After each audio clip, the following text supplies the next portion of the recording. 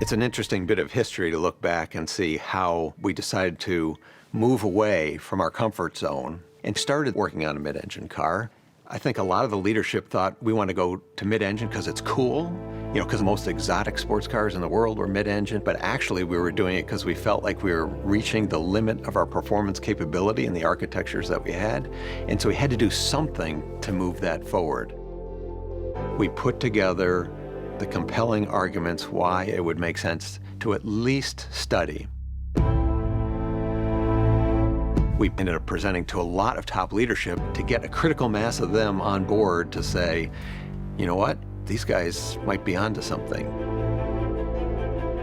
When I first heard that they were gonna make the new Corvette mid-engine, really it was a game changer.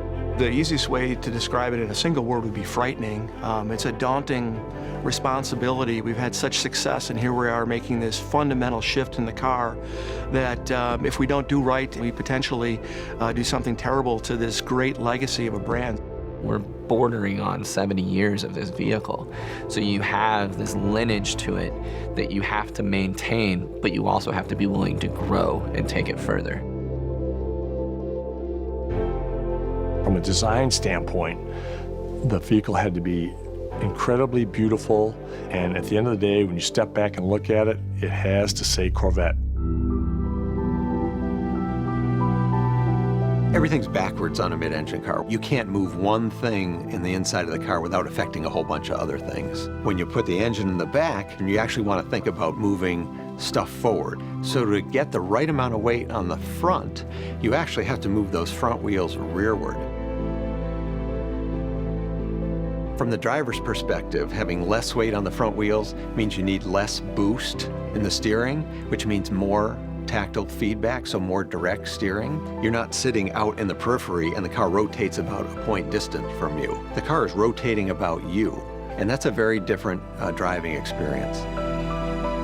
With the mid-engine attributes, you'd have the rear weight bias from the engine for better acceleration, performance, and track times, as well as the low forward cowl for excellent visibility, and the lighter front, which really makes the car fun to drive.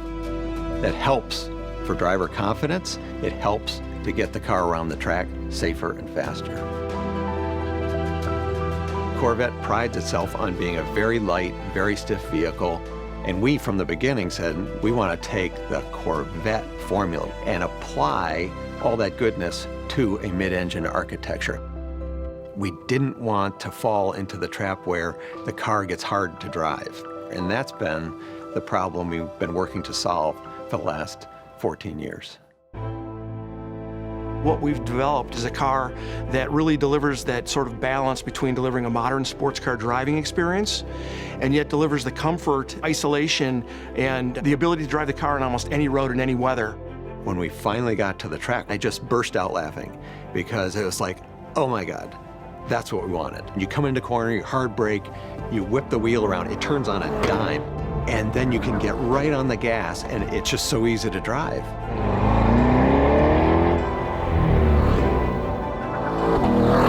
You could write a book about what Corvette means to all different segments of society.